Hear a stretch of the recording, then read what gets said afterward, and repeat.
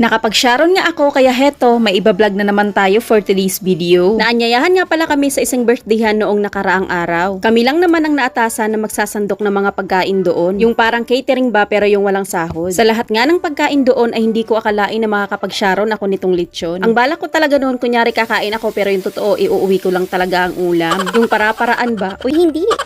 Makabalik na nga sa aking niluluto at ako'y namamarites pa aray ah. At nang mainit na nga ang aking kawali ay naglagay na nga pala ako ng mantika at nilagay ko na ang bawang at saka yung sibuyas. At nang mag golden brown na nga ito ay sunod ko namang inilagay itong tubig at saka itong suka. Papakuluan ko nga muna ito without stirring it. Wow, English yun ay.